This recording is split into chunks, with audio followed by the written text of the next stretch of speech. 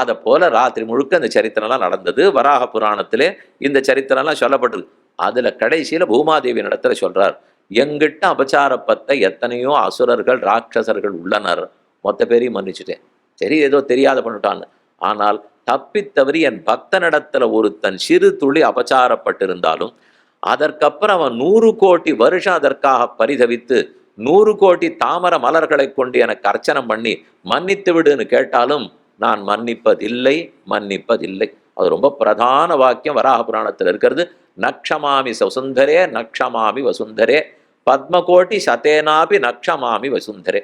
பத்மகோட்டின்னா பத்மகோட்டி காலம், அத்தனை காலம் வருந்தி தவித்து அத்தனை கோடி புஷ்பத்தால் அர்ச்சித்தாலும் நான் மன்னிக்க மாட்டேங்கிறார். அப்ப தேவரியர் இடத்துல என்ன நிமிஷத்துல மன்னிச்சிருவேங்கிற. ஒரு நிமிஷம் எத்தனை வருஷமானா தப்பு பண்ணு, ஒரே ஒரு தடவை என்னை பார்த்து மன்னிப்பான்னு கேட்டியானா மன்னிச்சிருவேன். ஆனா என் பக்தனிடத்துல அபச்சாரப்பட்டு விட்டு எத்தனை தூரம் என்னிடத்துல மன்றாடினாலும் மன்னிக்க மாட்டேன். அது வராக புராணத்தினுடைய கடைசியில முடிகிறது. நக்ஷமாமி வசுந்தரே பத்மகோட்டி சதேனாபி நக்ஷமாமி வசுந்தரே. அந்த ஸ்லோகத்தை வராக பெருமாள் முடிச்சாரோ இல்லையோ, அப்படியே அதை நடத்தி காட்டணுமா இல்லையா? அதுதான் நரசிங்க அவதாரம். ஒரு பிரகலாதனிடத்தில் ஹிரண்யகசிபு பட்ட அவதாரம், அவன் பட்ட அபச்சாரம், அந்த அபச்சாரத்தை பொறுக்க மாட்டாமல் தான் எங்கு முழன் கண்ணன் என்ன மகனை காய்ந்து இங்கில்லையால் என் நிரணியன் தூண்புடைப்ப அங்கு அப்பொழுதே அவன் வீய தோன்னியன் சிங்கப்பிரான் பெருமை ஆராயும் சீர்மைத்தே அகோபிலே காருட சைல மத்தியே கிருபாவசாத்து கல்பித்த சந்நிதானம் லக்ஷ்மியா சமாலிங்கித வாமபாகம் லக்ஷ்மி நிருசிம்மம் சரணம் பிரபத்தியே என்று லக்ஷ்மி நிருசிம்மனாய் அகோபில நரசிம்மனாக சேவை சாதிக்கிறார்.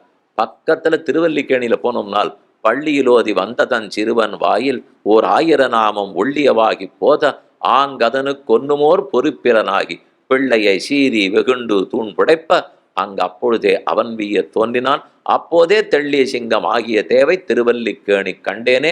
தெளிசிங்க பெருமாளா பின்னாடி எழுதிருக்கார். வீதி அதான பேரு, தெளிசிங்க பெருமாள் வீதி தான் பின் வீதிக்கு பேர். அதை சில பேர் துளசிங்க பெருமாள் வீதினுட்டா. அவர் துளசிங்கம்ல இல்ல, தெளிசிங்கம், தெள்ளிய சிங்கம்.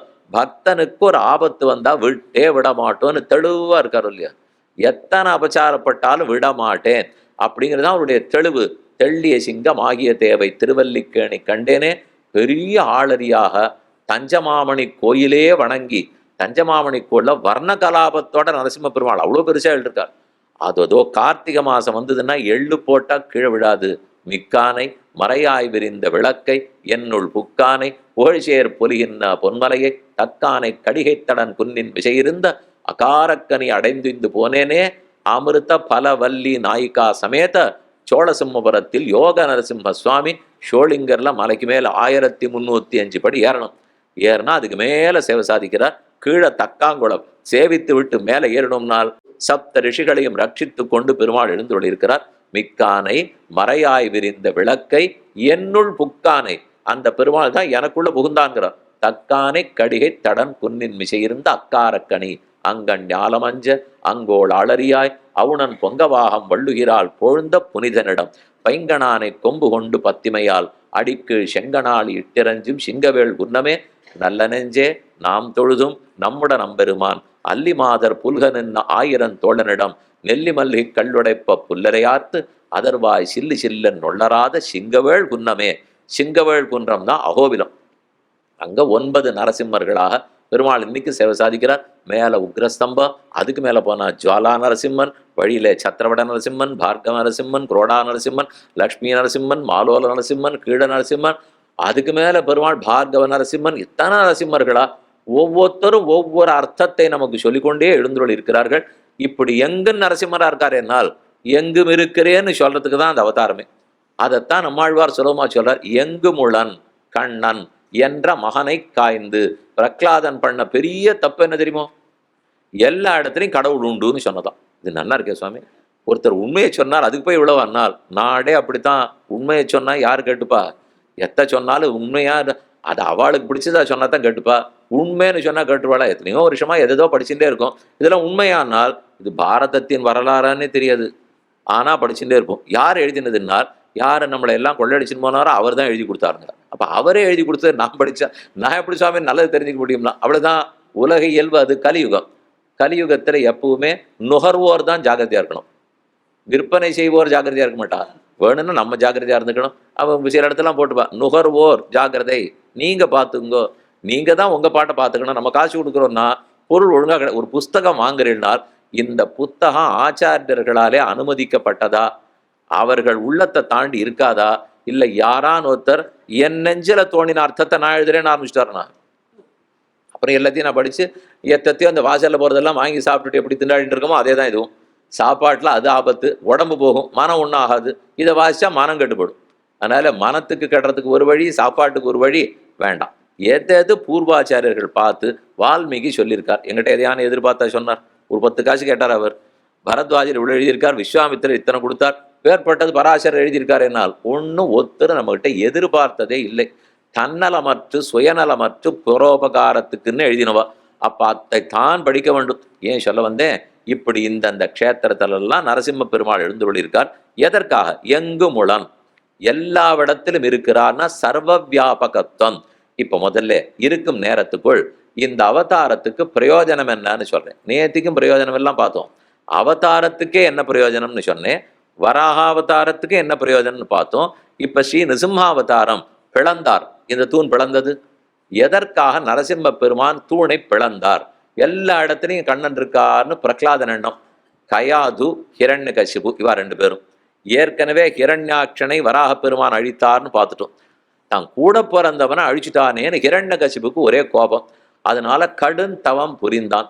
வரத்தினில் சிரத்தமிக்க வாழையித்து மத்தவன் உரத்தினில் கரத்தவை துகித்தலத்த ஊன்பினாய் என்ன ஆழ்வாருடைய அழகான பாசுரம். ஒரே 1 கோடி வருஷம் தபஸ் பண்ணா, உடம்பே புத்தா மூடி போச்சு. பிரம்மா அவர் முன்னே தோன்றினார். என்ன வரம் வேணுமோ கேளுன்னு சொல்ல, இதை கொடு இதை கொடு இதை கொடு. ஆகாசத்துல மரணம் கூடாது, பூமியில மரணம் கூடாது, உள்ள மரணம் கூடாது, வெளியில மரணம் கூடாது, பிராணன் இருக்கிற ஒண்ணு என்ன அழிக்கக்கூடாது, பிராணன் இல்லாத ஆயுதம் என்ன அழிக்கக்கூடாது, பகல்ல மரணம் கூடாது, ராத்திரியில மரணம் கூடாது, நரத்தால கூடாது, மிருகத்தால கூடாது, இனிமே பாக்கி இல்லை. இதை விட மரணமே கூடாதுன்னு சொல்லியிருக்கலாம். அதை சுத்தி சுத்தி சுத்தி வேணும்னு வளைச்சி வளைச்சி இத்தனையும் கேட்டுன்னு தான் பிரம்மா ஆமா ஆமா ஆமாங்கிறார். அவருக்கே நடுக்கமா இருக்கு. இப்படி எல்லாத்தையும் ஆமா ஆமான்ட்டோம்னா இவன் அப்புறம் ஒருத்தர் தண்டிக்கிறதுக்கு ஆள் இருக்க மாட்டாளே. கடைசியா நல்ல வேளை அவன் தப்பா உன்னை கேட்டான். பூதேபியா தத்விசட்டேபியா, உன்னாலே படைக்கப்பட்ட எதுவும் என்னை அழிக்கூடாதுன்னா அவர் சரியும் தலையாவிட்டார். நம்ம படைச்சவர் எப்படி இருக்கார்? நாமளே ஒருத்தருடைய நாபீக மலத்தில் உருவானவர் தான். அனந்த பத்மநாப சுவாமியினுடைய நாபியில தான் நான் பிறந்திருக்கேன். ஆழ்வார் பாசுரத்திலே அணவத அரவணமேல் பூம்பாவையாகும் புணர்வது இணைவனாம் இருவரவர் முதலும் தானே இணைவனாம்னு பாசுரம். திண்ணன் வீடு முதல் முழுதுமாய் எண்ணின் மீதியன் எம்பெருமான் மண்ணும் விண்ணும் கொண்ட எல்லாவற்றையுமே பூவில் நான்முகனை படைக்க, பூவில் நான்முகனை படைக்க தேவுமெப்பொருளும் படைக்க, பூவில் நான்முகனை படைத்த தேவன் எல்லா தேவதைகளையும் படைக்கிறதுக்காக தன் நாபீக மலத்துல முதல்ல பிரம்மாவை படைத்தாராம். அதனால பிரம்மாவுக்கு ஒரு திருப்தி, நம்மால படைச்சது தானே அவன் அழிக்கக்கூடாது, நம்மளை படைச்சவர் இருக்கார், எப்படியோ அவர் பார்த்து பாருன்னு விட்டுட்டான். அவன் அகோரமா ஆட்சி புரிய ஆரம்பித்தான். பிராமணர்கள்லாம் அழித்து யாகயங்கள்லாம் தடுத்து எங்கேயும் எந்த நல்லதையும் நல்ல விடாம ஓடிட்டு இருக்கு. இப்படி எல்லாம் நடந்து அவன் தபஸுக்கு பலமாத்தானே கிடைச்சது. அவன் தவம் புரிந்து கொண்டிருந்த போது அவனுக்கு கயாதுன்னு மனைவி, அவ கர்ப்பவதி ஆனாள்.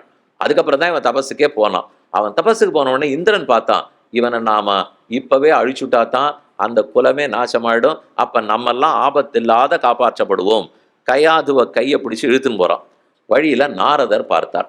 எங்க அழைச்சின்னு போறேன்னு கேட்டார். நான் தான் இவளை இப்பவே அழிச்சுட்டா தான் நமக்கு சௌக்கியமா இருக்கும், நீர் தேவரிஷி, எங்களுக்காகத்தான் நீ ரொம்ப உழைக்கணும் அப்படின்னு அவன் சொல்ல போக நாரதர் அதை சம்மதிக்கல. இவனும் ரொம்ப பெரிய பரம பாகவத்தனா வரப்போறான், அதனால எங்கிட்ட கயாதுவ படைச்சிரு, அந்த பிள்ளை யாருன்னு உனக்கு தெரியாத நீ அபச்சாரப்பட பாக்குற அப்படின்னு சொல்லி அவர் அழைச்சின்னு போயிட்டார். தன் ஆசிரமத்திலே தங்க வச்சார். ஒவ்வொரு நாளும் பகவத்கதையா சொல்லிட்டே இருக்கார். அவ பூர்ண கர்ப்பிணிங்கிறதுனால அவ கொஞ்ச நாளை கதை கேட்டுட்டு தூங்கி போடுறான். ஆனா வயத்துக்குள்ள இருந்த குழந்தை சிசு அது நித்தியப்படி பூர்ணமா கதையை கேட்கறது, முழிச்சுட்டு கேட்கறது. கர்ப்பஸ்ரீமான் அவனுக்கு பேர். கர்ப்பத்திலேயே ஸ்ரீமான். இதுக்கு ஆழ்வார் ஒரு பாசுரம் பண்ணார். கருவரங்க துட்கிடந்தேன் கைதொழுதேன் கண்டேன் திருவரங்கமேயான் திசை. நான் கர்ப்பரங்கத்தில் இருக்கச்சே ஸ்ரீரங்கத்தை சேவிச்சேங்கிறார். வந்தாலே 500 ரூபாய் 1000 ரூபாய் கொடுத்து வாங்கினாலே சேவிக்க முடியல. இவரானா கர்ப்பத்திலேருந்து சேவிக்கிறார். என்னால் சீட்டு வாங்கினா சேவிக்க முடியாது, உள்ளே உட்கார்ந்தா தாராளமா சேவிக்கலாம். இங்கிருந்து அந்த கர்ப்பத்துக்கு அவ்வளவு ஆசையா. கருவரங்க துட்கிடந்தேன் கைதொழுதேன் கண்டேன் திருவரங்கமேயான் திசை, இவன் கர்ப்பஸ்ரீமான். அதனால சரித்திரம்லாம் கேட்டுனுட்டான். குழந்தை பிறந்தது, பரம பாகவதனாக வளர்ந்து கொண்டு வந்தான். அவனுக்கு 2 ஆச்சாரியனை ராஜா நியமிச்சுட்டார். ஹிரண்யகசிபு 2 ஆச்சாரியனை, சண்டன் அமர்கன்னு பேர்.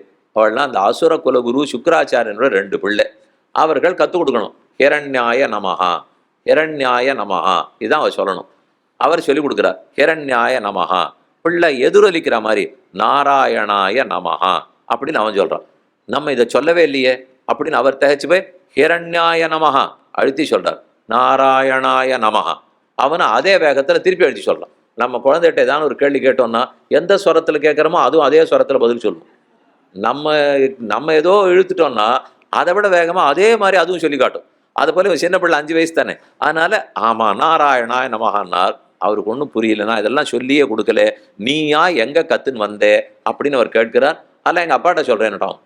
இவர் அழைச்சின்னு அங்கே ஒப்படைச்சிட்டார். உங்க பிள்ளைக்கு என்னன்னு நீரே கேளும், கடைசியில என்ன தப்பு சொல்ல வேண்டாம், பள்ளிக்கூடத்துல என்ன படிச்சேன்னு ஹிரண்யகசிபு பிள்ளைய மடியில் உட்காந்து வச்சிருந்து ஆசையா கேட்டான். அவன் பதில் சொன்னான். ஸ்ரவணம், கீர்த்தனம், விஷ்ணோஹோ ஸ்மரணம், பாதசேவனம், அர்ச்சனம், வந்தனம், தாஸ்யம், சக்கியம், ஆத்ம நிவேதனம், இது பும்சார்பிதா விஷ்ணோ பக்தி சேன்னவலட்சணா.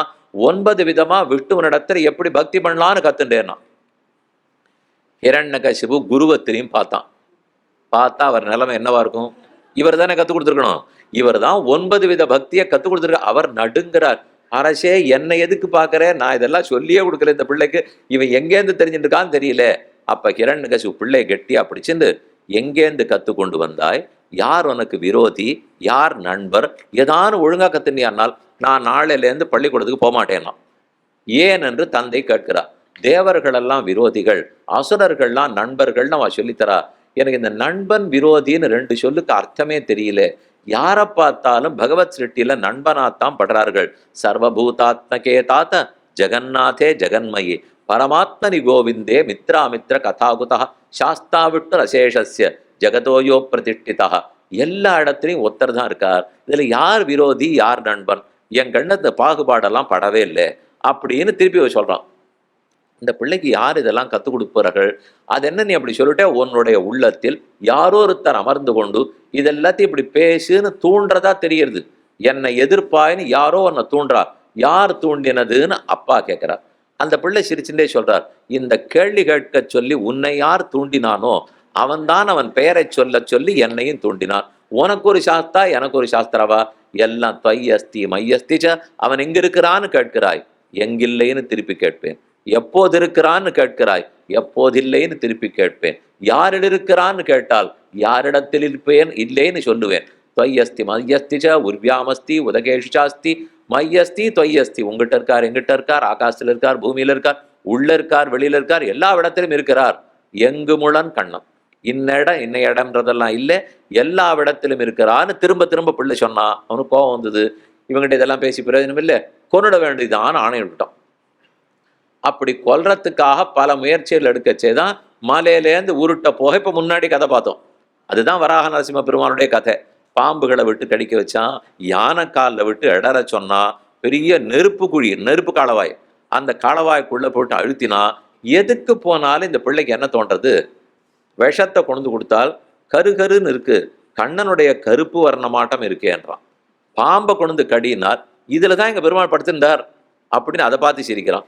நெருப்புக்குள்ள இருந்த அரியம் செந்தியை தழுவி அச்சுதன் என்று மெய் வேவாள் மண்ணை இருந்து துழாவி வாமனன் மண்ணிதுவென்னு அரியும் செந்தியை தழுவி அந்த நெருப்பு அப்படியே கட்டிண்டு எங்க பெருமானுடைய ஜோதி உருவமா பளபளான் இருக்கியே அப்படின்னு அதையே கட்டிக்கிறான். என்ன பண்ணாலும் அதோட யானை இடறினா, இந்த மாதிரி ஒரு யானை கூப்பிட்ட குரலுக்கு தான் அவர் அன்னைக்கே வந்தார் அப்படின்னு யானையை பார்த்து சொல்லிக்கிறான்.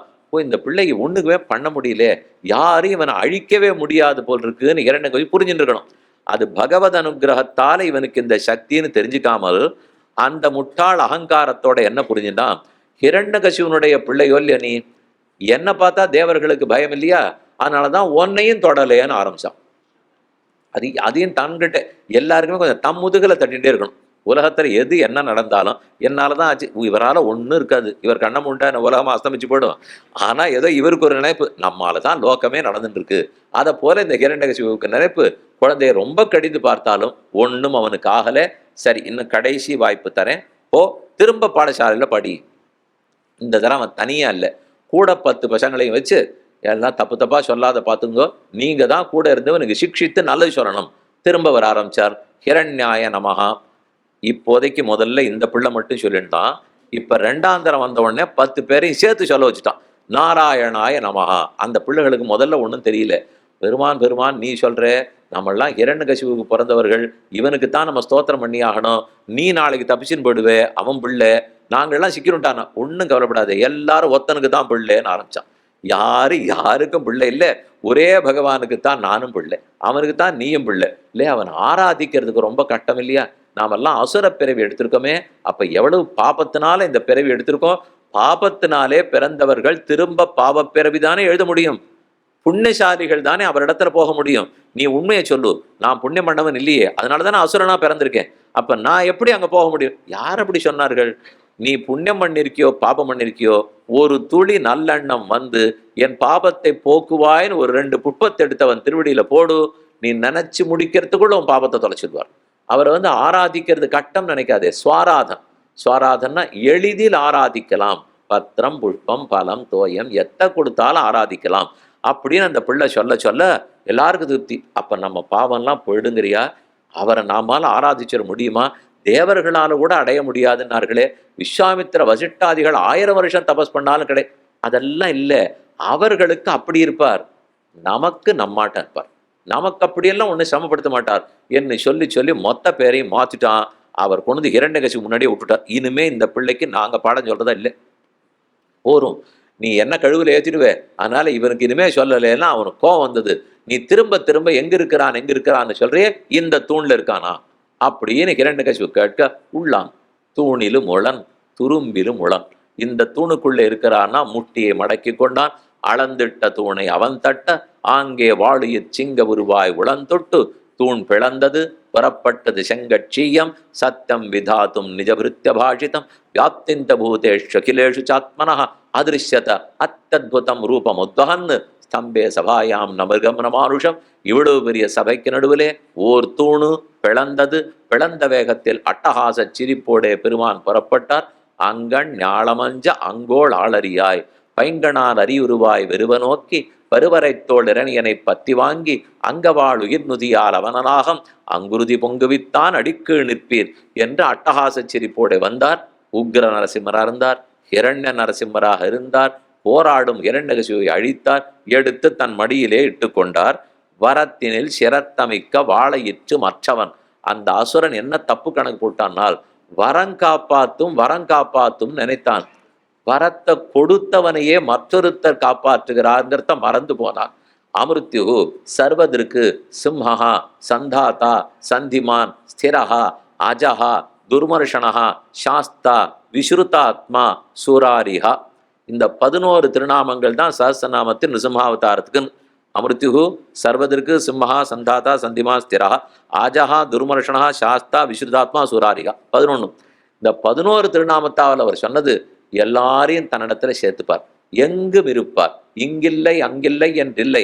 அப்ப நிருசிம்ஹாவதாரத்தின் முதல் பயன் சர்வ வியாபகத்துவம், எல்லாவிடத்திலும் இருக்கிறேன் அப்படிங்கிறத நாம உணரணும். அவர் இங்க இருக்கிறார்னா இல்லை, எல்லா இடத்துலையும் இருப்பார். இப்போ ஒரு முக்கியமான செய்தி தெரிஞ்சுக்கணும். அவர் ஒரு பொருளுக்குள் இல்லைன்னு வச்சுங்க, இதுக்குள்ள இருக்கார், வேட்டிக்குள்ள இருக்கார், மாலைக்குள்ள இருக்கார், ஏதோ ஒரு பொருளுக்குள்ள பிரம்மம் இல்லைன்னு வச்சுங்களேன். அப்படின்னு ஒரு பொருளே இல்லைன்னு அர்த்தம். பொருள்னு ஒண்ணு இருக்கணும், ஒரு வஸ்து. அஸ்தி, அஸ்தின்னா சமஸ்கிருதத்தில் இருக்குன்னு அர்த்தம் இல்லையா? அஸ்தின்னு ஒண்ணு சொல்லணும்னாலே பிரம்மாத்மகமாத்தான் இருந்தாகணும். பிரம்மத்தை ஆந்தராத்மாவாக கொண்டிருந்தாலே ஒழிய அந்த வஸ்துவுக்கு சத்பாவம் கிடையாதுன்னுவா.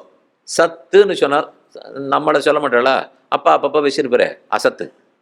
அசத்துன்னா நான் சத்தே இல்லைன்னு அர்த்தம், நான் இருக்கவே இல்லையா, அதனாலதான் என்னை பார்த்து அவர் அசத்துங்கிறார். அப்பா அசத்துன்னு சொன்னதை சத்துன்னு மாற்றி வச்சா இவனுக்கு சதாபிஷேகம் ஆயிடுறது. என் சுவாமி 80 வயசு ஆச்சு என்ன, ஆமா எங்க அப்பா அசத்துன்னு ஆரம்பிச்சார், அதை மாத்துறதுக்குள்ள நான் சத்தாறதுக்கு எனக்கே 80 ஆயிடுத்து. அப்ப அப்பா எங்க என்னால் அங்கேருந்து பார்க்கறாருங்கிறான், அவ்வளவுதான். அதனால இவன் அசத்தா இருக்கிறவன் சத்தா மாறணுமோ இல்லையோ. அந்த சத் பாவம், ஒரு வஸ்து இருக்குன்னாலே பிரம்மத்தை அந்தராத்மாவாக கொண்டுதான் இருக்க முடியும்.